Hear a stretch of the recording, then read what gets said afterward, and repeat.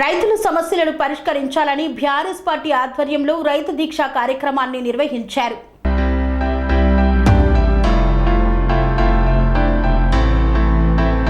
BRS party రాష్ట్ర అధ్యక్షులు కేసీఆర్ ఆదేశాల మేరకు సూర్యాపేట జిల్లా కోదాడ పట్టణంలోని రంగా థియేటర్ సెంటర్లో కోదాడ మాజీ శాసనసభ్యులు బొల్ల మల్లయ్య యాదవ్ ఆధ్వర్యంలో రైతు దీక్ష కార్యక్రమాన్ని నిర్వహించారు.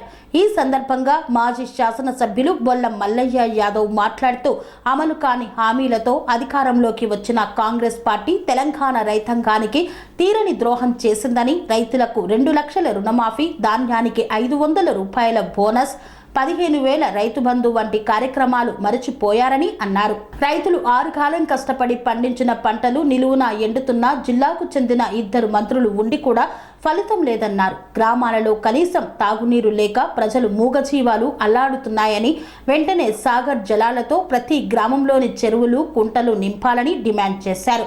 ప్రజలకు మోసపూరిత హామీలు ఇచ్చి అధికారంలోకి వచ్చిన కాంగ్రెస్ పార్టీకి రాబోయే పార్లమెంటు ఎన్నికల్లో తెలంగాణ ప్రజలు తగిన బుద్ధి చెప్తారని హెచ్చరించారు. రూరల్ ప్రాంతంలో ఉన్నటువంటి మన రైతాంగాన్ని, ముఖ్యంగా మహిళా సోదరులందరినీ కూడా 2,200 రూపాయలు ఇస్తామని, తులం బంగారం ఇస్తామని, 1,00,000 రూపాయలు కళ్యాణ లక్ష్మి ఇస్తామని, అదేవిధంగా రైతులకి 15,000 ఇస్తామని, ఎలాగో వాళ్ళు ఇయ్యలేరని వాళ్ళకు ముందే తెలుసు. వాళ్ళు నోటికి ఏదొస్తే అది చెప్పి ఈ రోజు గద్దెలెక్కిన తర్వాత వాళ్ళు చూస్తున్నటువంటి ఏకైక పని ఒకే ఒక పని, ఎవరైతే పెద్ద బిల్డర్ ఉన్నాడో లేకపోతే పెద్దగా ఆస్తులు ఉన్నటువంటి వాళ్ళని టార్గెట్ చేసి వాళ్ళ యొక్క వ్యక్తిగత జీవితాలతో ఆడుకుంటూ వాళ్ళ దగ్గర నుంచి సంచులు మోసి కేంద్రంలో ఉన్న వాళ్ళ పార్టీకి అందించడమే ముఖ్య లక్ష్యంగా పనిచేస్తున్నారు తప్ప వాళ్ళు ఈ రోజు మనకున్నటువంటి సమస్యలు ఏంది, ఇక్కడ ఎదుర్కొంటున్నటువంటి సమస్యలు ఏంది, మన రైతాంగానికి వస్తున్నటువంటి కష్టం గురించి ఒక్క నిమిషం కూడా ఆలోచించకుండా మరీ మన దరిద్రం, మనకున్నటువంటి ఎంత పెద్ద దరిద్రం అంటే మనకే భారీ నీటిపారుదల శాఖ మంత్రి ఉత్తమ్ కుమార్ రెడ్డి గారు వచ్చారు. ఆయన ముఖ్యమంత్రి అయితే చెప్పుకుంటూ ఇక్కడ మేము ఆయన భారీ ఎమ్మెల్యేలు ఉన్నారు, గెలిచేంత వరకు మేము అది చేస్తాం ఇది చేస్తాం, వాళ్ళు అక్రమంగా చేసుకున్నారు. వాళ్ళ యొక్క వ్యక్తిగత జీవితాలని టార్గెట్ గా చేసి మనుషుల యొక్క క్యారెక్టర్ అసాసినేషన్ చేసి ఈ రోజు గద్దెలకి కూర్చొని గెలిచిన ఎమ్మెల్యే మనకు అవపడదు. ఉత్తమ్ కుమార్ రెడ్డి గారు మనకు దొరకడు. ఏమన్నా అంటే ఏమంటాడు, మేము వచ్చింది 3 నెలలు అయింది, ప్రభుత్వం మేము ఇంకా సర్దుకోలేదు, పోయిన ప్రభుత్వం అంతా అప్పులు చేసింది, మీ చేత కాకపోతే దిగిపోవడం నాయన మీరు చేస్తామని చెప్తున్నాం కదా. చక్కగా మీకు చేతగాక మీరు చేయలేక మా మీద నెప్పం నెట్టుకుంటా మళ్ళీ ఈ రోజు కొత్త సాగుల నుంచి ఈ ఎలక్షన్ లో కట్టుకొని ఈ ఎలక్షన్ అయిపోయినాక 5 సంవత్సరాలు మాకు ప్రజలు ఓట్లేసారు, ఈ ప్రజలతో మాకేం అవసరం, మళ్ళీ లాస్ట్ 2 నెలలు వస్తారు, వచ్చి వాళ్ళకు నచ్చినటువంటి వాళ్ళకు ఇష్టం వచ్చిన హామీలు చెప్తారు. ఇప్పుడు మనం ఇక్కడ గెలిచిన ఎమ్మెల్యే గెలిచి 100 రోజులు దాటింది. ఎన్ని రోజులు మనకు అవపడది, ఎన్నిసార్లు మన ప్రాంతంలో తిరుగుతున్నారు వాళ్ళు. మాకు 2009 ఎలక్షన్ లో వాళ్ళు చెప్పినటువంటి హామీ, మేము గెలిస్తే ఇక్కడ లిఫ్ట్ ఇస్తామని చెప్పారు. 2014లో ఉత్తమ్ పద్మావతి గారిని ఎమ్మెల్యే చేయడం కోసం చేశారు. అప్పుడు అడిగితేనేమో మేము అధికారంలో లేమో ఇయ్యలేమన్నారు. 2018లో వాళ్ళు కాలేదు. మళ్ళీ ఇప్పుడు వాళ్ళు అధికారంలోకి వచ్చారు. ఆయన నీటిపారుదల శాఖ మంత్రి ఉన్నారు. ఆయన మూత నుంచి లిఫ్ట్ సంగతి ఏమో వచ్చే ఎస్ఆర్ఎఫ్ నీళ్ళను కూడా మాకు రాకుండా చేసిండు. మా దగ్గర ఉన్నటువంటి రోజుకాడి గువ్వలు లాక్కున్నట్టే ఉంది వాళ్ళ పరిస్థితి. కాకపోతే ఈ రోజు గొప్పగా చెప్తారు, గొప్ప మాటలు చెప్పడం, మేమంటేనే అభివృద్ధి అంటారు. వాళ్ళకు ఉన్నట్టు వాళ్ళది ఈ ప్రాంతం కాదు, ఈ ప్రాంతం మీద అవగాహన లేదు, సమస్యలు వాళ్ళకి తెలియదు. వాళ్ళు ఎలక్షన్ రోజు వచ్చి ఎలక్షన్ లో పబ్బం కట్టుకోవడం తప్ప వేరే ఏ పని లేదు.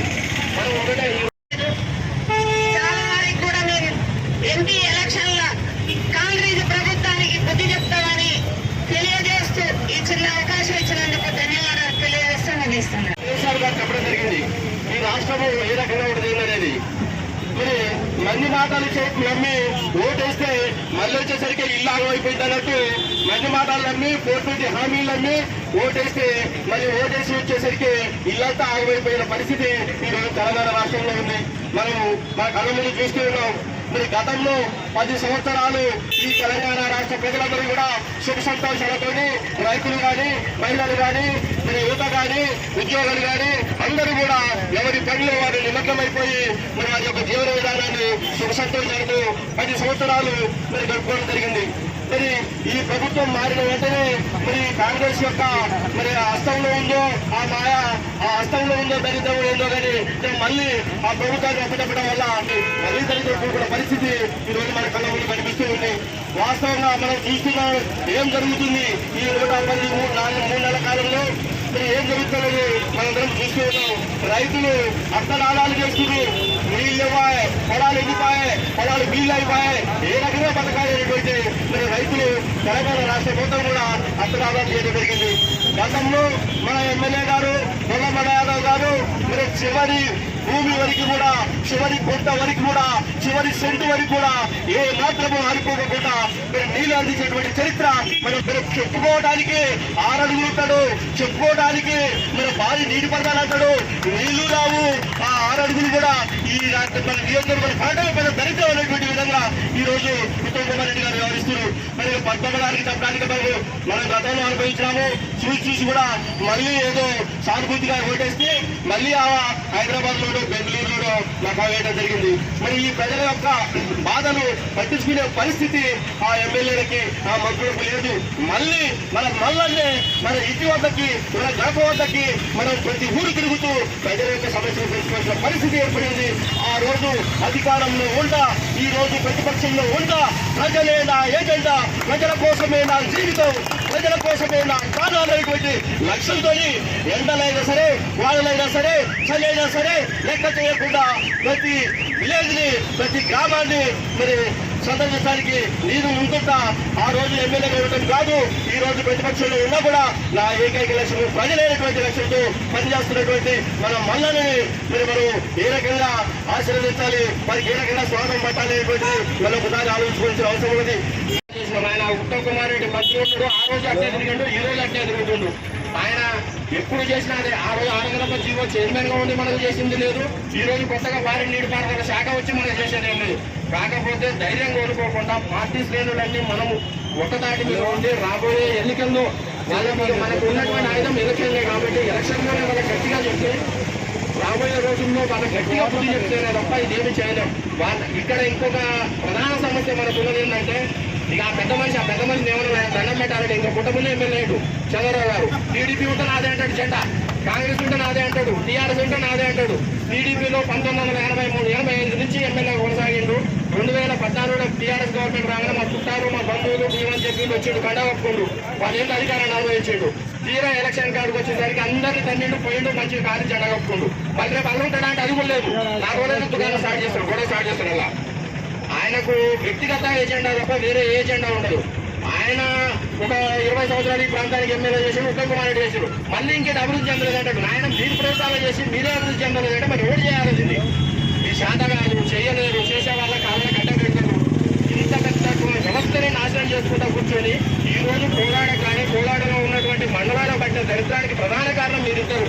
ఇక దేవుడే మిమ్మల్ని ఇక అనుకూడదు కానీ పెద్ద మనుషులు మీరు ఏం నాడే కోలాడ అభివృద్ధి చెందుతామని కోరుకుంటూ నాకు ఈ అవకాశం ఇచ్చినటువంటి పార్టీకి కానీ మన బహుజన రాజ్యం, మన తెలంగాణ టీఆర్ఎస్ లో ఒక ప్రభుత్వం కోసం నేను అనంతగిరి మండలం అమ్మనబాద్ గ్రామంలో పోరాటం చేసి అయినా కానీ మా అనుకున్న ఎస్టీ, బీసీ, మైనార్టీ కులాలకి న్యాయం జరగట్లేదని మళ్ళా నేను ఉద్యమాన్ని బహుజన సమాజ్ పార్టీలో పెట్టిన.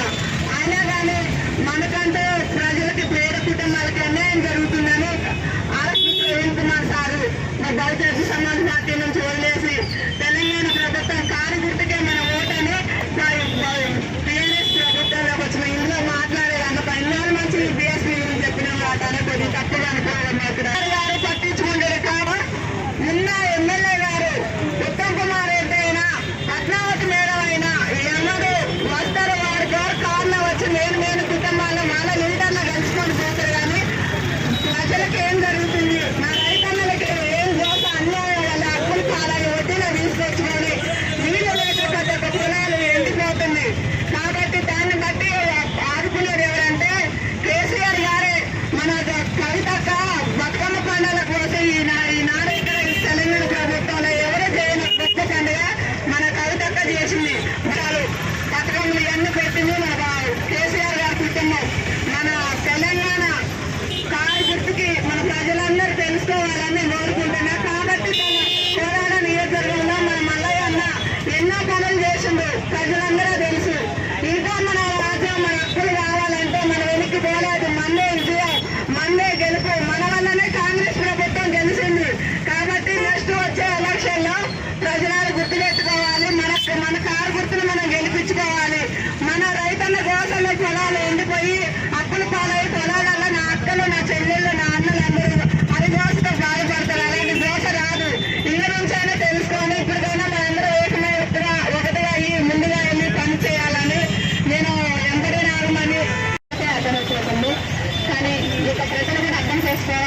మీరు తెలంగాణ ప్రభుత్వం కేసీఆర్ గారు ఉన్నప్పుడు రైతుల పట్ల కానీ విద్య కానీ అన్ని రకాలుగా హెల్ప్ చేస్తూ ఉన్నారు.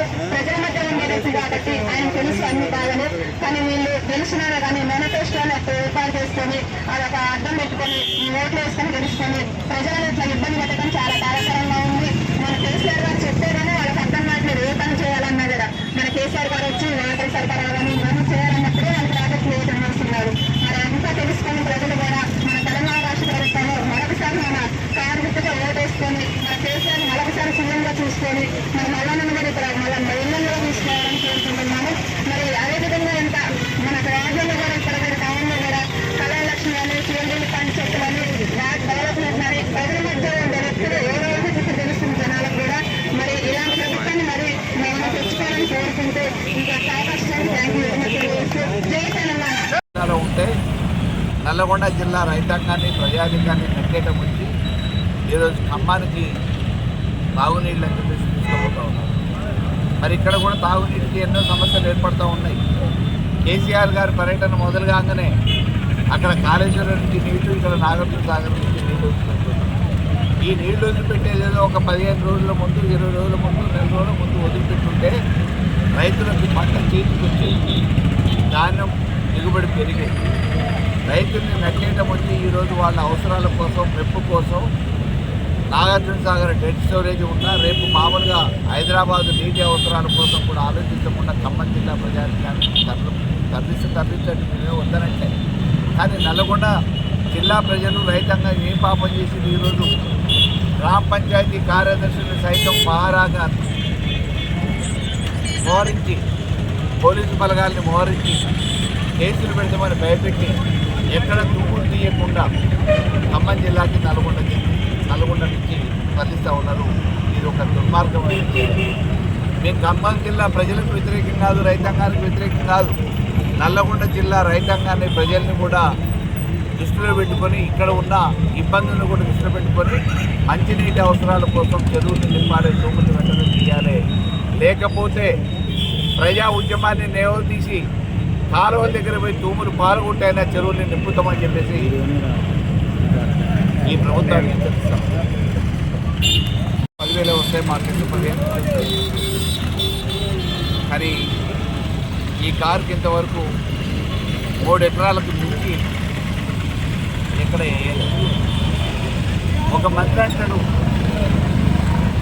పంట పొలాలకే మేము ఇస్తాం, పంటలు వేసే భూములకే రైతు బంధు ఇస్తాం అంటాడు. ఒక ఆయన అంటాడు ఇన్కమ్ ట్యాక్స్ కట్టేటోళ్ళకి ఇవ్వమంటాడు. ఇంకొక ఆయన అంటాడు 5 ఎకరాలకు మించి ఇవ్వనంటాడు. మరి 15,000 రూపాయలు హామీ ఇచ్చినప్పుడు ఎవరికి ఏ హామీ ఇచ్చారు, ఎన్ని ఎకరాలు ఉన్న వాళ్ళకి ఇచ్చారు, పంటలు వేసుకునే వాళ్ళకి ఇస్తామా లేదా అనేది ఎప్పుడు కూడా ఈరోజు రైతులు ధాన్యం అమ్ముకుంటా ఉంటే 500 రూపాయల మద్దతు బోనస్ ప్రతి బస్తాకి ఇస్తా అని చెప్పిన ప్రభుత్వం ప్రతి బస్తాకి ఇవాళ 300 రూపాయలు తక్కువకి గతంలో అమ్మిన వర్షాకాలం పంట కంటే వేసవికాలం పంటలో వచ్చిన పంటకి పెట్టుబడి ఎక్కువ కాటన్తో పాటు 300 రూపాయల ధరని తక్కువ అమ్ముకున్నది తెలంగాణ ప్రభుత్వంలో కాంగ్రెస్ ప్రభుత్వం. ఈరోజు పెట్టుబడి వెళ్ళక రైతులు ఆత్మహత్య చేసుకుంటున్నారు. ఎండిపోయిన పొలాన్ని చూసి గుండె బయలు వెళ్ళిపోతా ఉన్నారు. అందుకే ఈరోజు కాంగ్రెస్ ప్రభుత్వం వెంటనే 500 రూపాయలు బోనస్ ఇవ్వాలి, 25,000 రూపాయలు చొప్పున నష్టపరిహారం ఇవ్వాలి, చచ్చిపోయిన రైతు కుటుంబాన్ని ఆదుకోవాలి. అంతవరకు విశ్రమించకుండా భారత రాష్ట్ర సమితి ఆధ్వర్యంలో కేసీఆర్ గారి నాయకత్వంలో ఈ ఉద్యమాలు కొనసాగుతాయి. గ్రామాన ప్రజలతో ప్రజలని సమన్వయం చేసి సమీకరించి ఈ ఉద్యమాన్ని హైదరాబాద్ వరకు ముట్టడిస్తాం. వారి పరిపాలన కొనసాగటం కాదు, కేవలం కాగితాలకి కార్యాలయాలకి పరిపాలన పరిమితమైన కాంగ్రెస్ పరిపాలనని కేవలం 3 నెలల వ్యవధిలోనే కాంగ్రెస్ అసమర్థ, అపరిపక్వత, అనైతిక పరిపాలన కొనసాగుతాం ప్రత్యక్షంగా ఉంటున్నాం. ఆ రోజు అధికారంలోకి రావడం కోసం అల్లవి కానీ హామీలు ఇచ్చి సాధ్యాసాధ్యాల గురించి ఆలోచించకుండా అధికారమే పరమావధిగా నోటుకు వచ్చినట్టు మాట్లాడి హామీలు ఇచ్చిన రేవంత్ రెడ్డి కాంగ్రెస్ ప్రభుత్వం వెంటనే వాటిని పరిష్కరించాలి, హామీలు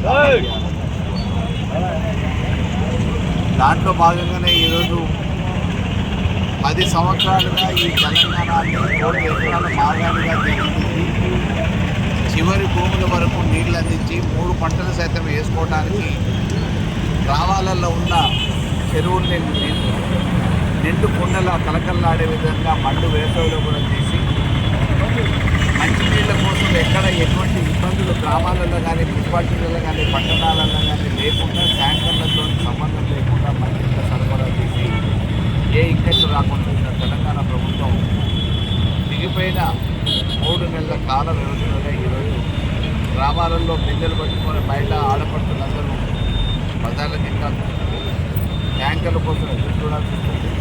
పట్టణాలలో ట్యాంకర్ల కోసం సారాలు చేసేటప్పుడు కూడా ఎప్పుడు ట్యాంకర్లు కూడా